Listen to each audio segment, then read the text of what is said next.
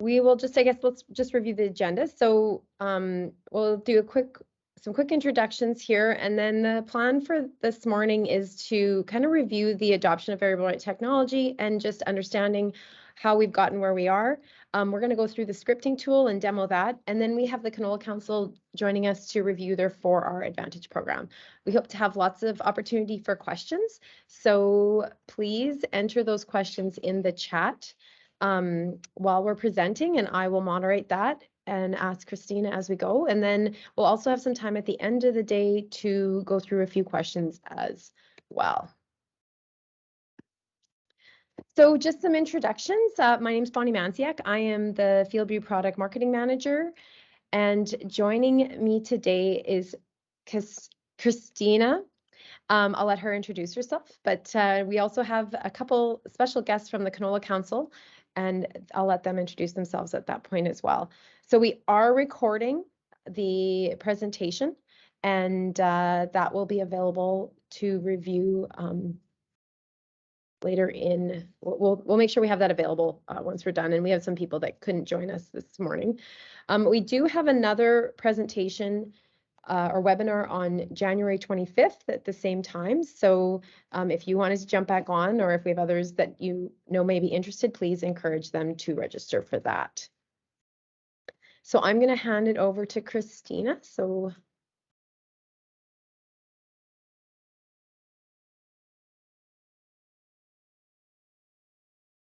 Awesome. Well, good morning, everyone. Like Bonnie said, my name is Christina Prelaz. I'm a field product specialist here with the Digital Farming Solutions team. So I really help with pre-commercial trials and bringing new products to the field, as well as building out those value propositions for those FieldView features that we already have. So today I'm going to go through the adoption of variable rate in digital ag and where we're trending, and then I'm going to go through how we can actually use our scripting tool in FieldView. So as we kind of start to look at agriculture, we're going to look at it compared to other industries. So here we're seeing the rate of digitalization over time. So you'll notice time's on the bottom and the level is on the left-hand bar there. What you can see against the other industries is that agriculture is at the bottom of that trend. What I will call out here is that since it's over time, we are trending upwards, but we're relatively new to this space. So there's been many other industries. You can look at media, you can look at retail that are higher up on that curve that have been trending up this way before agriculture has really dug into this space. So keep that curve in mind, that S-curve in mind as we go to the next slide here, and you'll be able to see different parts of agriculture that we're actually working on digitalization. So if we look at the penetration curves from our industry, you can see that it was relatively slow in that last S-curve, but let's break it out into a few different things here. You can see all the legends on the bottom of all the different factors that we're looking at, but I did just point out in the labels here a variable rate, as that's what we're focusing on today. You can see I also highlighted GPS auto steer. Now, the reason I highlighted that one is that's something that we can probably all think back and relate to, and that's what I want us to kind of compare our trends against. We will note that this is over time, so you can see we're looking a couple years in advance as 2024 there is at the end. And we can also see on the left side bar, that's the percent of dealer offerings. So this is dealer offerings. I would argue that this is also relatable to the customer because the dealer is doing what the customer wants. So the dealer is focusing on the customer need and providing that service in this case. So going back, if we look at GPS auto steer, you guys can probably think back to a time where it wasn't common, maybe not on your farm, maybe it was just the bigger operations, what you would call the more advanced operations that really dug into GPS auto steer, and not everyone needed it on their farm. If you're looking at it today, I think there's many of us that could agree, I know on our farm at home too, we could agree that we frankly don't want to live without GPS auto steer. We're used to it now, and it's something that we really love to have on our farm. So looking back, you know, maybe 10 years ago, we didn't think we needed it. We didn't see a fit for it. We'll let some other people try it out first. And you can really see that upward trend there between 2013 and let's say 2015, where it really spiked. And that was a huge level of increase. if you look at that increase and that rate of adoption, and you compare it to something like the VR pesticides, you can see that same rate of adoption going up. So even right now, we might be at the bottom of that trend saying, you know, this isn't something we really need. It's cool, but we don't see a fit on our farm. But as we go forward, it's probably going to be something that we didn't want to not have on our farm. Right now, it's something that we enjoy having. Today, we're going to look at a couple examples with VR fertility, and that's that light blue line. And you can see that that one is the trending the highest so far, but we're still in an upward trend. So we're not in a decrease. It's not static. We're still trending upward. So maybe it has already been adopted and it's a familiar practice, but let's keep increasing it and taking it to the next level with maybe some of those farmers or growers that aren't sure if they want to dig into it yet. So using the data we already are collecting, how can we make that even better? And this is where I think variable rate technology is a fit. You know, we already maybe record our hybrids, our populations, we record our yield. How can we use all that data and take it to the next level? And like I said, that's where variable rate technology comes in. So if we see between the next 8 or so years, 2022 to 2030, variable rate technology is projected to have the highest growth rate by technology in the precision farming market. So to kind of break this down, what does that mean? Let's think of other things in the precision farming market. So let's maybe think of imagery that's used. Let's maybe think of drones. What are some of those other technologies? And here we're seeing that the stats are showing that variable rate is going to have the highest out of those other factors. And now I want to bring this back into what is FieldView doing and how can we help our customers. So we went through an exercise to decide what are our customers asking for and how can we help fill that gap. I think there's many things that can be done with technology and with ag. It can almost be overwhelming, not only for us in the industry, but also to farmers, to agronomists. We almost have too many things at our fingertips that we really have to focus on what we need and what our customers are asking for. So today I'm going to go through one of them. And like I said, we broke it down into 5 in Canada of what our customers are really looking for. So our first one is intuitive, easy to use scripting that simplifies creation and execution for all crops. So I think there's a couple things that we can dig into this a little bit more. So in FieldView, we have 3 different types of scripting. We have FieldView, we have fertility, we have seeding, and then we have crop protection. For example, if we look at seeding or planting, maybe that's a fit for corn right now, but how can we make that a fit for canola? So for example, right now it's in seeds per acre, which really doesn't fit for canola. So how can we make something that's going to be easy to use that's shown in pounds per acre, for example, for canola growers? That's just one example of an area that we have identified that would benefit growers. Also, the ability to generate by historical yield data. So we want to be able to use past layers to help a grower make informed decisions. So we're providing the tools for them to work with their agronomist to ground truth, to be able to use everything at their fingertips to make the best decision for their farm. And the final point there is utilizing seeding layers for boundaries. So I think in Western Canada, you guys know this all too well. There's parts of your field every year that maybe don't go seeded. There's a drowned out spot. Boundaries change a little bit. So each year you're having to go into FieldView and change those boundaries to be able to make a proper script. So because if we make a script off of our field health imagery, for example, it's just taking the outside boundary. So this is an example of where it would be easier for a farmer to use if FieldView was able to identify the seeding layer and then match your boundary to it. So that's just one example of some things that we have identified are in our thoughts and where we're going to take these next.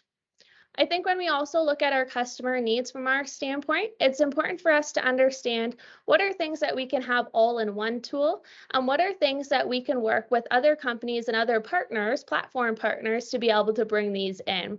So we may not be able to do it all, but making sure that we're bringing that whole picture together and the solution for the farmer. So knowing that, I'm going to take us into a couple examples of actually creating scripts on FieldView. And I'm simply going to go through our tool and how it works, but I'm going to leave the agronomy side up to you guys to be able to work with your agronomist or work with others in the industry to actually pull these scripts together.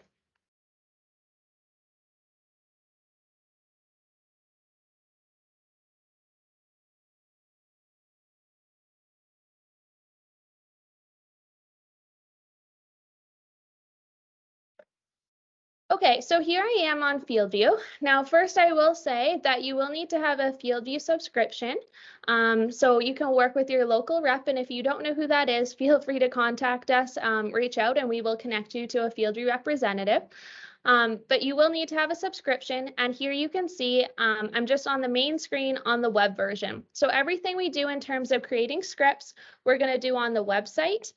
You can visualize them in the apps, but in terms of creating them, we'll do them on the website. And really just think of this as the management system. The website version is where you're going to do this. So to start, there's kind of two ways to get to the same place. So what I'm going to do is I'm going to scroll down this list and pick the field that I would like to make a script for.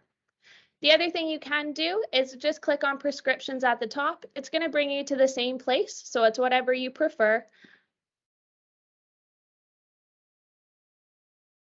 Once I have this field selected, now I'm going to go ahead and create my prescription.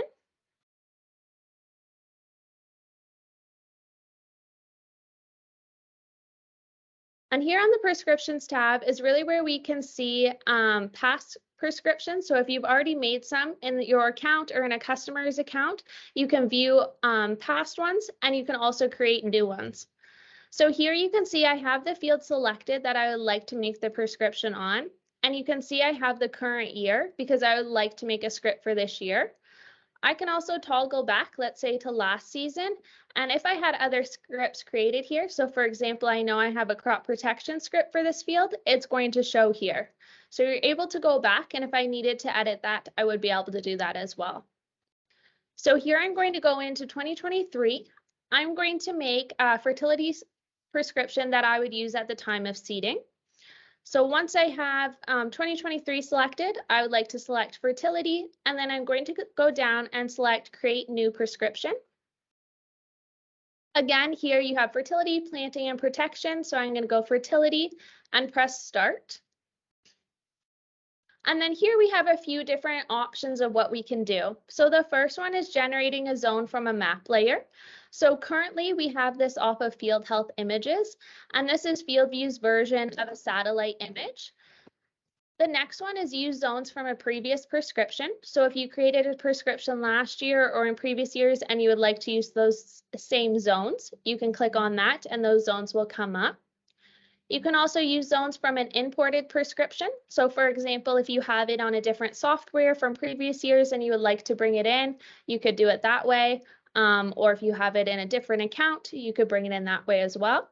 And then the final one is draw your own zones. So I'm going to go through two examples. This one right here, I'm just going to simply draw my own zones and show you how you can do this in your field. So I just have that one selected, and then I'm going to press next. Here it's giving you options of when you would like to do this in the season. This is more for record keeping. The exact date doesn't necessarily change anything, but it's just allowing you to organize them. So if you're creating multiple scripts for one field, you'll be able to organize them after. So I'm going to do this at the time of seeding. So I'm just going to say pre-plant.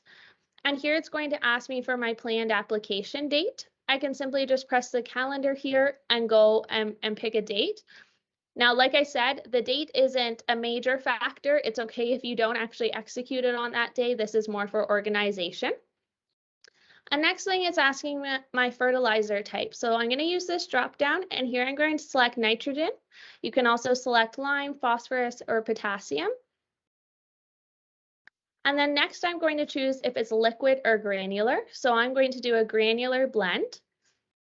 And now I'm going to use the drop down and put in my fertilizer.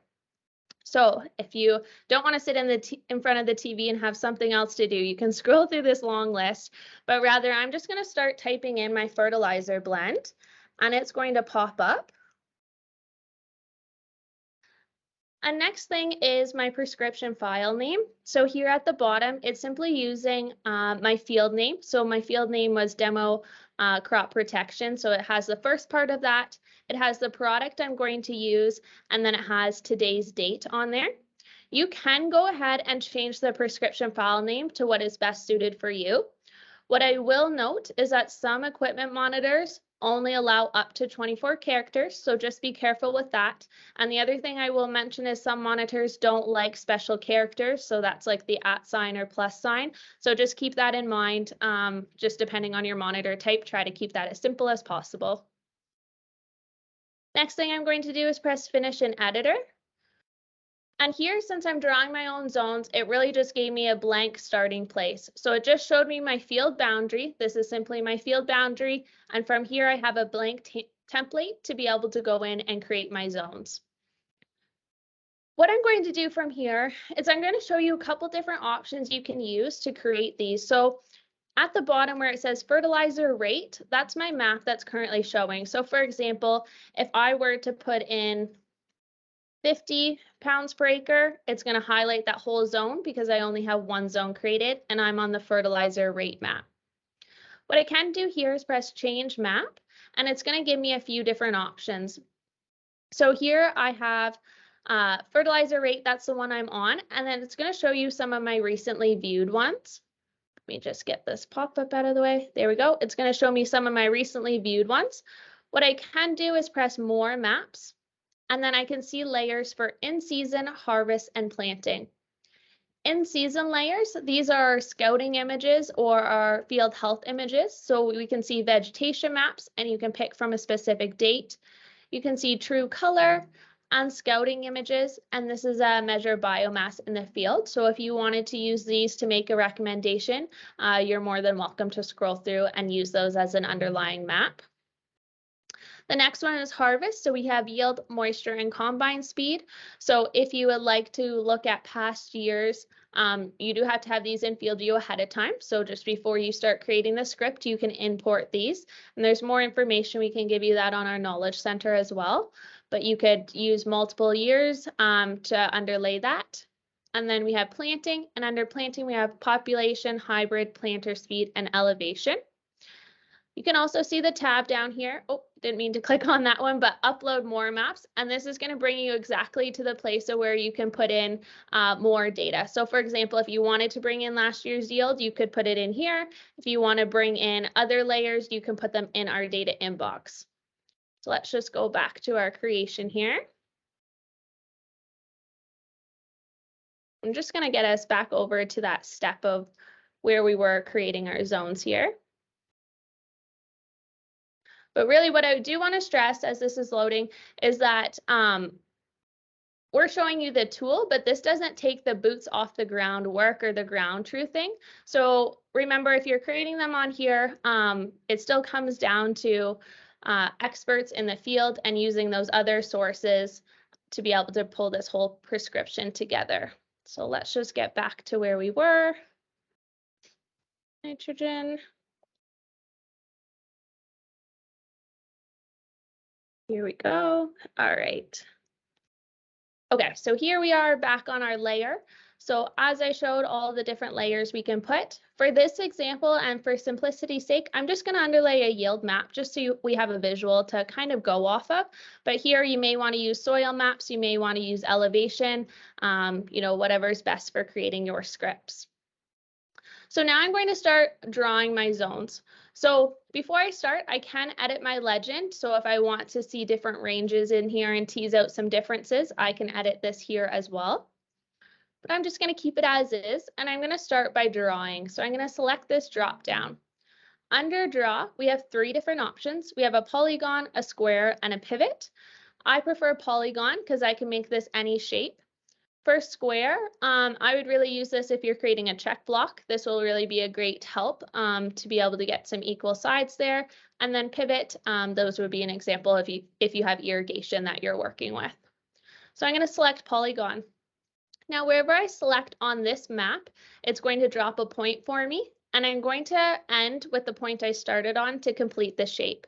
So I'm going to create a zone. So I'm going to simply start on my outer edges because this is where I want my zone to go. And I'm maybe going to highlight this area that is maybe a little bit lower yielding. And like I said, I'm going to be as accurate as I can going around. And to finish this shape, I click on the one I started with. Once I have my shape how I would like it, I'm now going to press save. Now you can see I have zone 1 and zone 2, which is that bottom zone. So I'm going to create one more zone. So let's go polygon. And now I'm maybe going to create this kind of area that is higher yielding together. Like I said, you're going to create these off of whichever maps are best for you. Press save. Now I have 1, 2, 3 zones. And for simplicity, I'm also going to add a check block. So whether I want to put that in a different area, I'm going to do polygon, and then I can just create a check block wherever it's best for me and press save. One thing I do like is if I actually zoom in, while I was creating that check block, you can actually see how many combine passes that was. So if I was trying to do a specific trial and wanted to hit, maybe 5 passes, because I'm going to use the 3 passes in the middle for analysis, I can also do that as well. So you can zoom in or zoom out to make this as accurate as possible. Next thing I'm going to do is I'm going to put in my rate. So this is in pounds per acre. So again, just doing an example. So I'm going to look at my different zones. So if I look at zone 1, maybe that's where I want to put 100 pounds. Maybe in zone 2, and it's going to highlight as I click on it. Maybe there's where I want to put 50 pounds. Zone 3. If I click on it, that's that top zone there. I'm going to put 150 pounds. And then in zone 4, this is my check block. So maybe I would put what I normally put if I was doing a static prescription, and I would put that as 100 as well. So if I look at zone 1 and zone 4, they're now the same rate is going down. So what I can do is actually merge those 2 zones together because the same rate is going in those areas. So in the top here, I can press merge, and now I already know I want to do zone 1 and zone 4. So I select those 2 and press save, and now they're going to become one zone. So now when my sprayer or my fertilizer application goes across the field, it just for simplicity, it's going to have those 3 zones to work with throughout the field.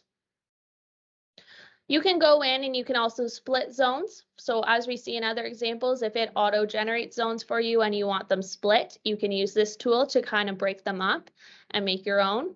And then again, like I said, you can draw as many as you want. If something I just did I don't like, so if I merged 2 zones by accident, I can press undo and it's going to undo those changes for me. At the bottom here, you can see some of your totals. So this is just a summary of everything that we've inputted up here. So our different rates. So we can see our average nitrogen rate based on what I've inputted, average product rate, and then total product. Once I'm happy with how my script is created, I'm going to press save. The nice thing is you can actually come back to this script at any point. So if you make it today and something, you think about something and you want to change it, you can go back and create this or edit it as well. So I'm going to go ahead because I'm happy with how my script is, and I'm going to press save. It's going to ask me if I'm sure. I'm going to press save changes, and it's going to bring me back to this screen. I get this check mark that it was successfully saved, and now I can see it pop up under my 2022 fertility prescriptions. We're going to leave that one right where it is. We're going to do another example, and then we'll go through the next steps of how we actually get this into the field. So that one was at seeding, and we drew our own layers. That's a suitable option. You can draw your own layers for any season, any crop, whatever you're trying to do, you have that tool to your advantage. The next one I'm going to show you is a little bit different, and this time we're going to generate them off of a map layer. This is going to allow us to use field health imagery to auto-generate zones. So your preference, a fit for this maybe is in season when you're top dressing, because you could use a picture of the biomass to generate those zones. But again, use those resources that are available to you. So same process, I go create new prescription. I'm under fertility again, and I'm going to press start. This is where it changes. So this is where I'm going to pick generate zones from a map layer. And this will allow us to be able to use that field health imagery. So I'm going to select this option and press next. And here we kind of have to go through a little bit of a process. So we're going to go through in season and our scouting image. So even though there's only one option available, you still have to select it because if I don't select that, it won't give me the next option to choose from.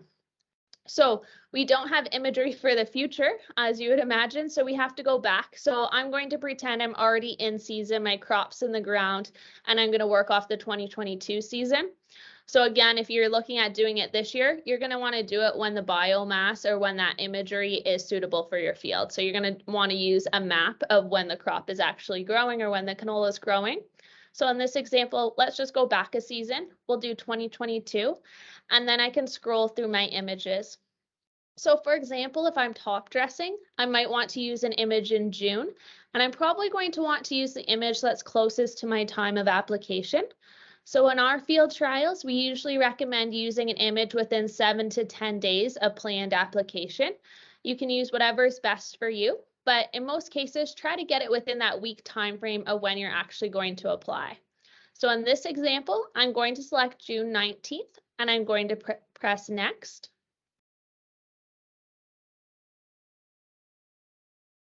And now this is where it differs because it created these zones for me and I can kind of scroll through and see them. So it used that measure of biomass, that field health image, and broke it into 5 zones. It's always going to start with 5 zones for you, and that's because on these images there's 5 colors. So that's just the way our imagery works for the scouting image. There's red for low biomass, yellow, then there's a light green, medium green, and dark green. So it starts with 5 zones. What you can do is if you would like something maybe at a more granular level, you can go down and say, maybe I want to have 7 zones. So for example, if I click on that, it's now going to regenerate those zones for me and give me 7. You can go back and forth with whatever zones you would like. And, if I wanted to press next, I could go ahead with next on this. For this example, I'm going to go back to 5. We'll let it generate.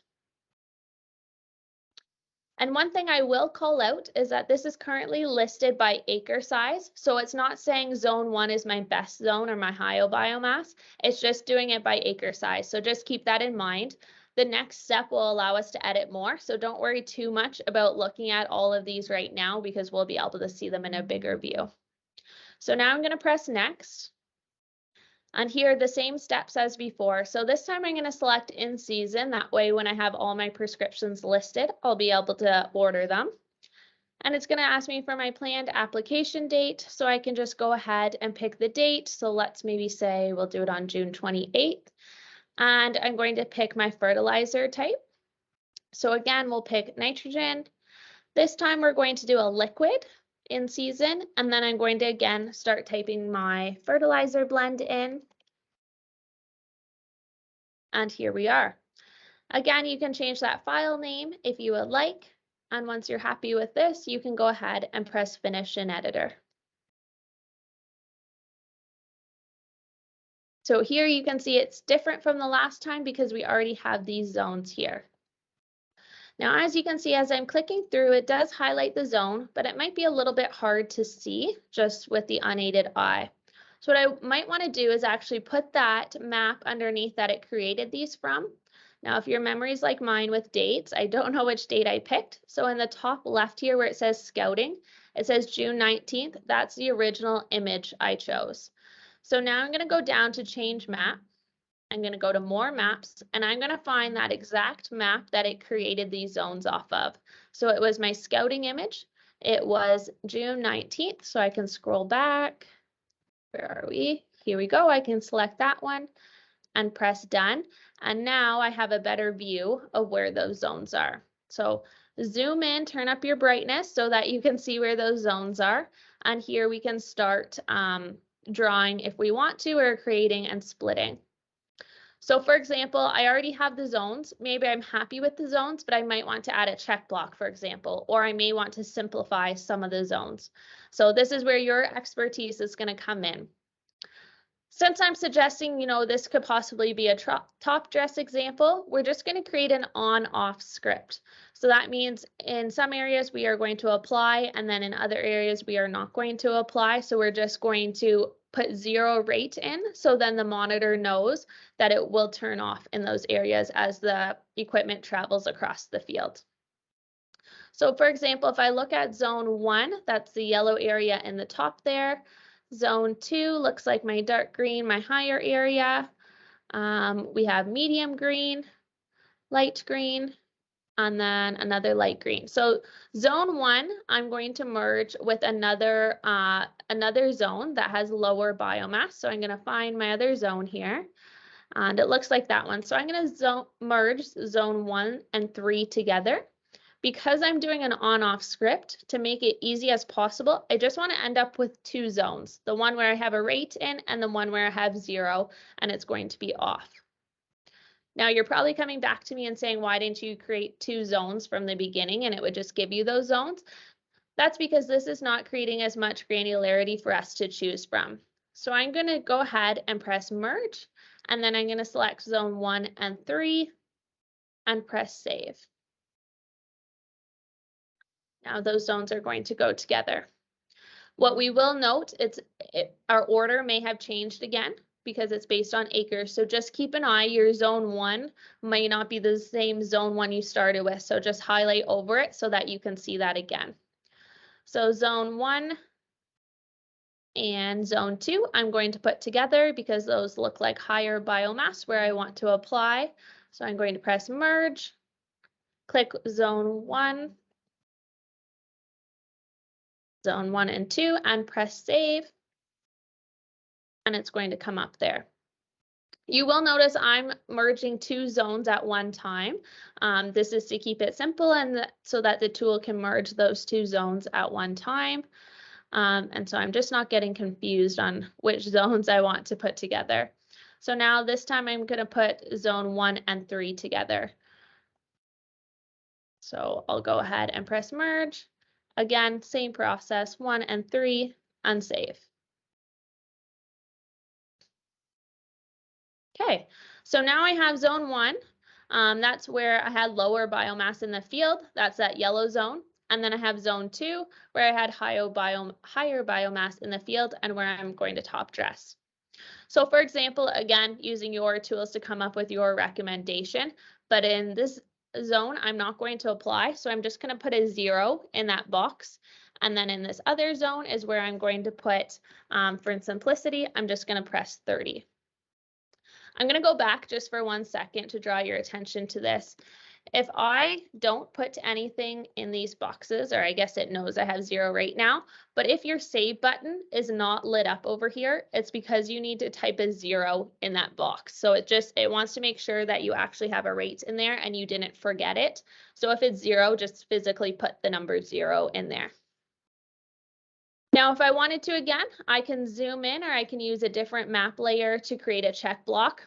So my personal preference is I like to pull up a map from last season so I can see the width of my combine header, and it just helps me know how big I want the check strip because it is hard to tell. This is a large field. It's hard for me to actually see, I can draw away here, but I can't actually see how big a check block is. So for example, I can see the width, that's 1 pass. I could pull up a yield map and do the same thing here and see those passes. And then for example, I can press draw, polygon, and maybe I just want to do 1 width of a combine header as my check block, and it would be there. So use those tools. And again, even though we created this off of the field health imagery, I could now go back. I can see my fertilizer rate. So that's my map that's going to be applied, but I could also maybe put a soil layer or something else underneath that I'm using to make my recommendation, or if I have that out on the table beside me, if you still like your pencil and paper, you can also use that to compare against it. So same thing, I see everything down here, similar to the same way we created that last prescription. Once I'm happy with it, I'm going to press save, and it's going to bring me back to that screen where I have all of my prescriptions. So now that I have my prescriptions created, they're going to live here And what I can do is I can go back and edit them. So these 3 dots next to them, I can press edit prescription and it's going to bring me right back to that same screen we were just at. The most important part is actually getting this to your equipment. So FieldView creates the scripts and it's going to read the as applied, but it does not control equipment monitor. So think of FieldView as the collection tool. It's not controlling the monitors. So we need to physically get this script into the sprayer, the seeder. We need to get it to the proper place. So what we're going to do is we're going to press export. And here you can see a few different options. The first one is connect to My John Deere. Because we have a partnership with John Deere, you can send this directly to your My John Deere account, and then just like normal, it would execute through your John Deere account. You can download the prescription. In order to download, you're going to want to make sure you have the right file format. So here it says generic shapefile. That's probably because that's the last one I used. But what I'm going to do is I'm going to press change. And here I have a drop down of all different monitor types. So each monitor reads things a little bit differently. So we have them easily packaged in the correct type here. So check with your equipment dealer if you're not sure which type to use. And there's always generic shapefile at the top as well if you need it for something else. So for example, if I press generic shapefile, I can now download and it's going to save a copy of this to my computer where I would then put on a USB stick and take out to my equipment. If you had FieldView also running in the equipment, then you're going to be able to collect that data and show the as applied maps, but you're going to need to physically take this out to the equipment unless you have John Deere or if you're working with a 2020 precision planting monitor. From here, if there's multiple that I want to export at one time, I press export options. This is my whole operation. So this would say your name. So this would be Christina Prelaz's operation or Smith Farm, or I can just pull out all of my prescriptions for this field. But I can batch export. So if I had multiple I needed to put on a USB stick, you can go through these steps and put multiple on at one time. If you don't know how to get it into your monitor, I do recommend that you take a look ahead of time. We all know the panic of when we get in the seeder or we get in the sprayer and we're trying to execute it. So reach out to your resources, whether it's an equipment dealer, whether it's somebody from our team, work as a team to make sure that we can get these executed and give it a trial run. Even if you make a script for your farmyard, then you can just have that confidence going into the season that it's going to execute if it's your first time doing something like this. So that's a demo of our tool. I know that was a lot to digest, so I do expect as you're walking through yourself, feel free again to reach out to our team with questions. I'm now going to hand it over to Bonnie where she's going to just see if there's any questions and we'll go into our next part.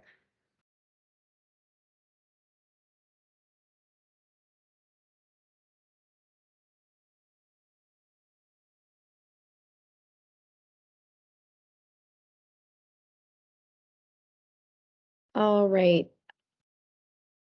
Just a couple questions here. How can I share this script easily with my customers? Yeah, so through FieldView, you can use the sharing option. So any FieldView account has the option to share. So you would just go in, share your account. You can share one specific field, or you can share multiple fields at once. It's up to the grower's preference, and you can also invite them to share, and then you're operating in their account. So you could go in and create the script actually in their account for them, or you could always send that script after. But the easiest would be to make it in the grower's account and then they see what you're seeing. All right, another question that's come in is if I want to add some layers, how do we figure out what layers we can add in and who we're partners with? For sure. So we do have a number of partners that may be useful to you. So if you go on www.climatefieldview.ca and go to our partners page, you can see the whole list of them. What I really like there and what we've done an excellent job of is actually creating integration guides. So the step-by-step process of how you connect those accounts or get those layers in is listed there. So if you want to bring in other layers, you're going to want to look at our partners page. All right, batch scripts. Can we make them? Yes or no? And I guess why should we maybe not make them? Yeah, so right now, the way things stand, we cannot make batch scripts. So we're going to do it on an individual field basis. Um, my opinion, I guess, if you're asking me of why we wouldn't do that, is really every field is different. So looking at that variability within the field, you can use zones from last year for your script, so you can create them year over year, but it's still on that field basis. Awesome. And I guess this is a question I have, and maybe more of an opportunity to just have a quick discussion.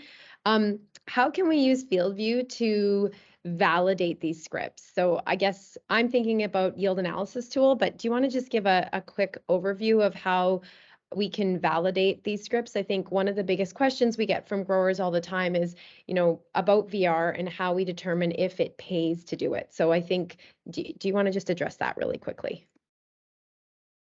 Yeah, for sure. So kind of how I started off with those slides, in agriculture, we're already collecting all this data, but how can we really use it is the question. And I think it's the same with creating a script. Maybe we can create a script and we can execute it, but what does that mean? Should we keep doing it? Is it a time sucker? And with FieldView, since you have all of your layers in there, if you are able to pull in your application map of where you put that script down and also your yield map, for example, you can do yield analysis. So you can look at how it yielded in those different zones. You can also use the field region reports, which is a part of yield analysis, and you can take out, you can draw a circle, different areas of your field that you just want to pull the yield from that area. So having all your layers in one place really allows you to use yield analysis, look at population, look at all those other variables that maybe went into the results you saw at the end of the year. Awesome. Thanks, Christina. I will now throw this over to the Canola Council, who's agreed to join us to discuss the 4R Advantage program they have. So, Jason or Samara, can you guys share? Oh, looks like it. Awesome. I'll let you introduce yourselves first, Jason, if that works, and take it away.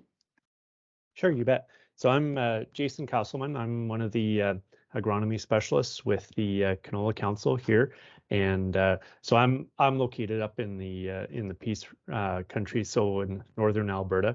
But our Canola Council agronomy specialists do cover all of Western Canada, and so yeah, thanks a lot for giving us a chance to talk about the Canola 4R Advantage program and what how it fits with doing variable rate scripting and some of the nitrogen management tools that growers have and agronomists can bring to them. And so we'll just go to the next slide there, Samara. So with the Canola 4R Advantage, basically the purpose of the program is to encourage farmers to initiate or advance those 4R nutrient stewardship practices when growing canola. And so right now, growers can apply for funding to help pay for some of those BMPs. And so the 4 areas that are covered in the program through this Canola 4R Advantage is soil testing, the use of enhanced efficiency fertilizer products, preferred application timing, and then field zone mapping and consulting services with that. So that funding has been provided by Agriculture and Agri-Food Canada through our the On-Farm Climate Action Fund, OFCAF. And so Canola Council is actually one of 12 partners that were selected to deliver OFCAF. And basically, it's a program designed to support farmers in adopting those best management practices that store carbon and reduce greenhouse gases. And so basically, the focus of that Canola Council program is nitrogen management.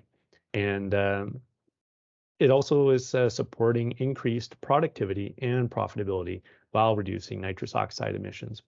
So in addition to providing financial incentives, the program does collect some data to help show the progress that Western Canadian farmers are making in those greenhouse reductions as part of the National Inventory Report. And we'll go to the next slide. So the BMP is funded. Like I said, growers can apply for funding to help pay for those best management practices that are focused on nitrogen management. And so it is up to 85% of the eligible cost that can be reimbursed. And for this year, it is up to $12,000 per farm each year. And so that works out to $6,000 per BMP.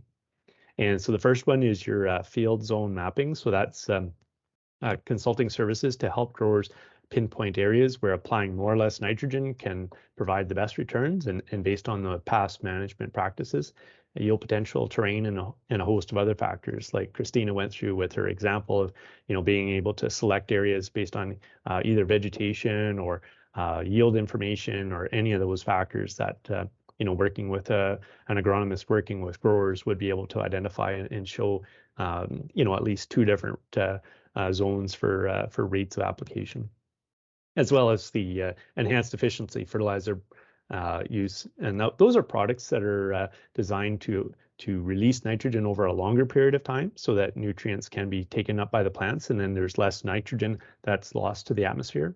And then the third one is the preferred application. So that's encouraging growers to use methods that band nitrogen into the soil near seeding time, or to apply nutrients while canola crops are growing. So switching, say, from if a grower in the past had been doing some fall broadcast application, switching that to a better timing or more preferred application when the crops can actually uptake and use that fertilizer without risk of loss.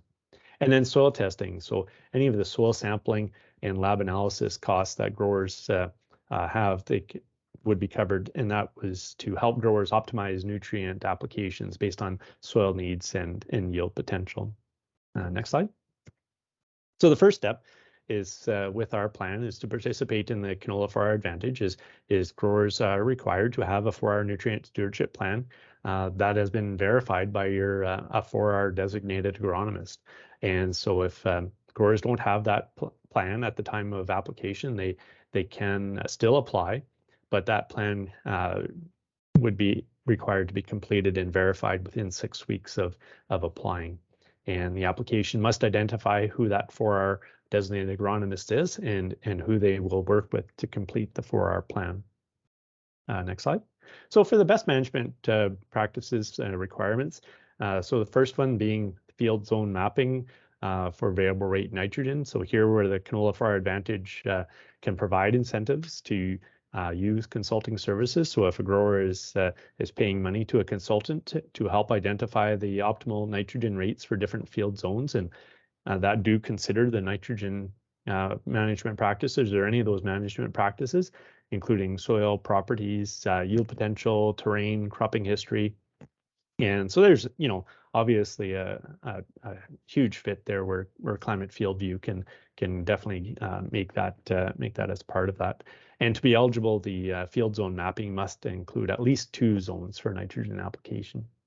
The 4R designated agronomist would prepare and sign off on those soil zone mapping criteria and methodology, and then the designated agronomist would verify that those rates were applied to each zone.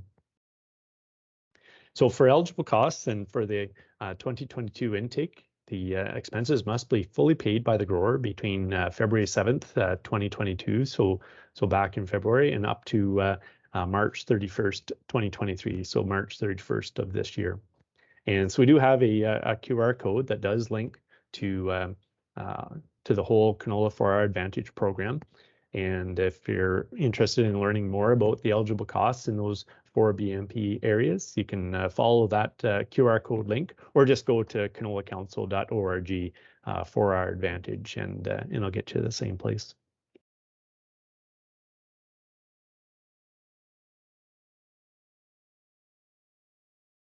Thanks, Jason. And so I'll now provide just a bit of an overview on the administrative and some other requirements on the program as you proceed with applying to and participating.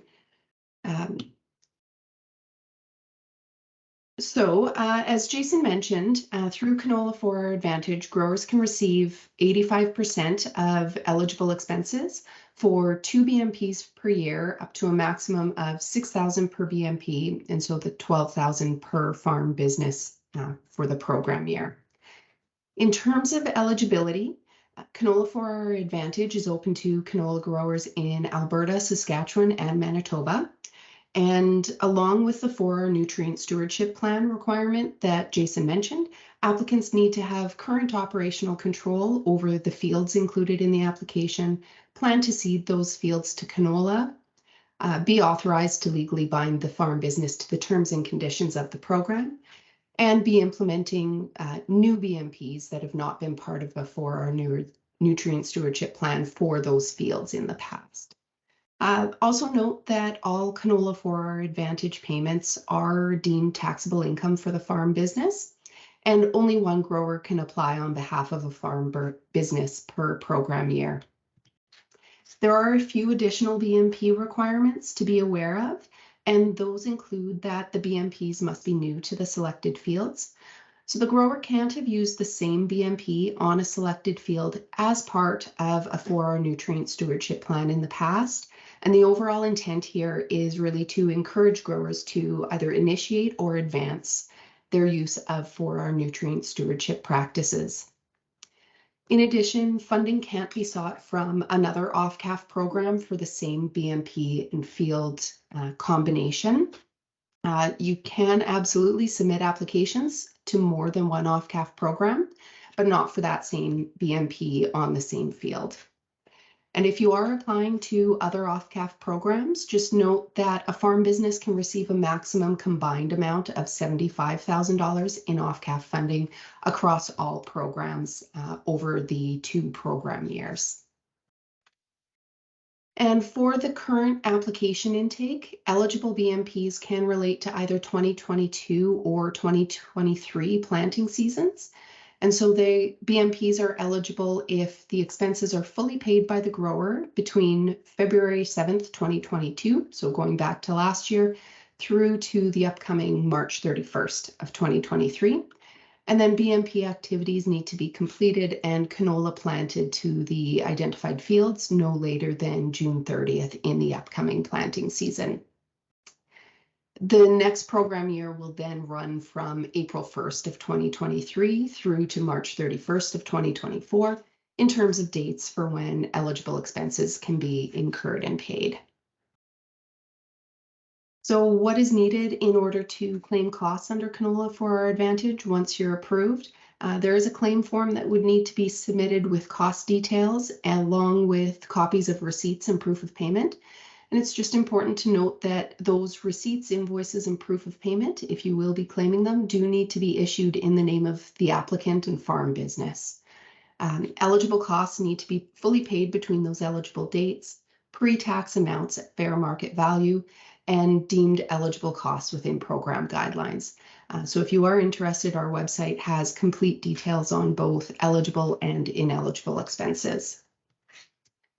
Just to give you a quick overview on how we use data that we collect through the various stages of the program, we're really only collecting what's needed in order to deliver the program and make payments in compliance with data privacy requirements.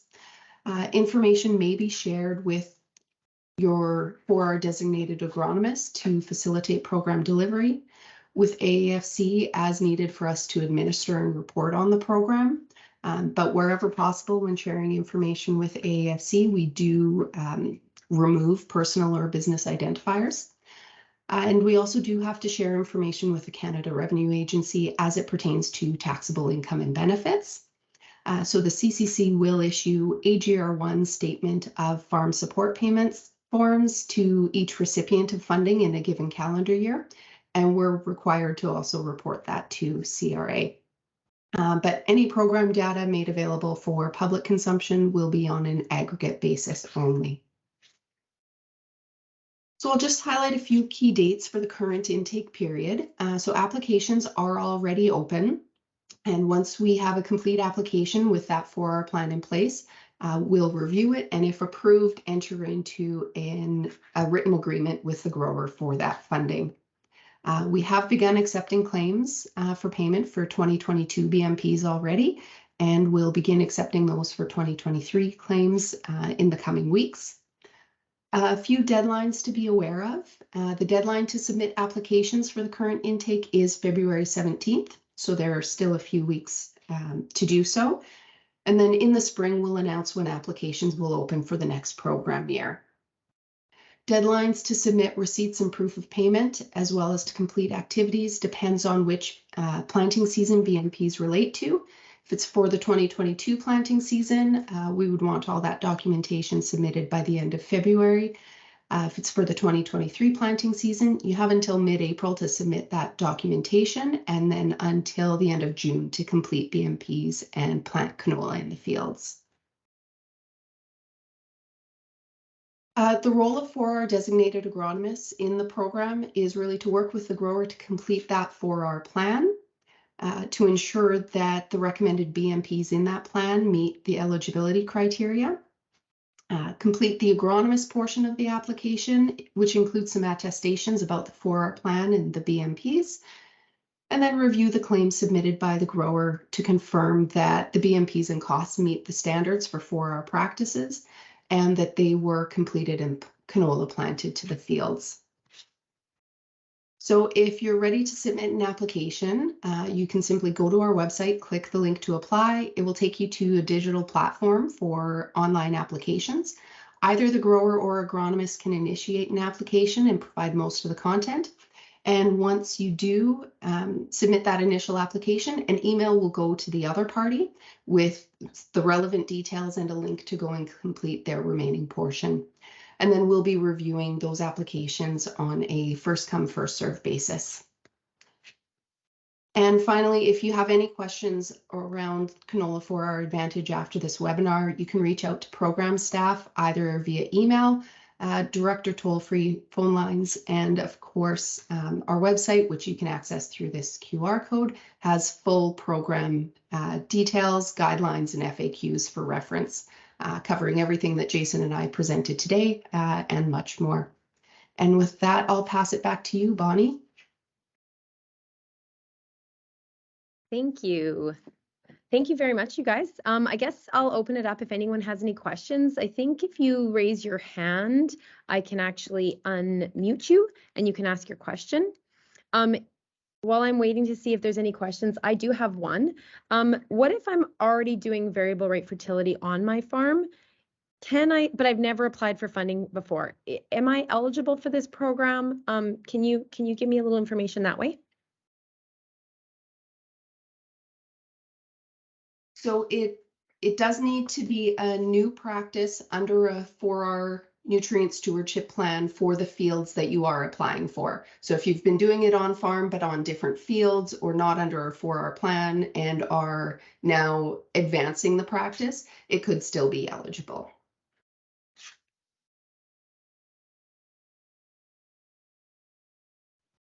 Awesome, thank you. Is there any questions from the audience? I know one question we had was if I need a 4R agronomist, where can I find one? But I believe you actually have a handy link on your website that directs you to the Fertilizer Canada website. Is that correct? Okay, awesome.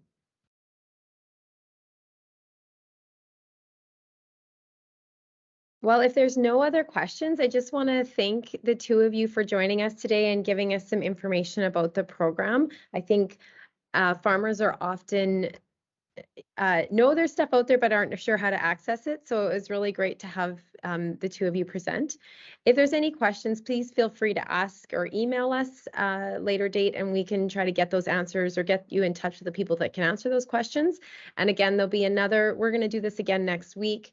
So if you know of anyone that is interested in learning more, please have them register or let us reach out and we'll get them the link to register for the webinar.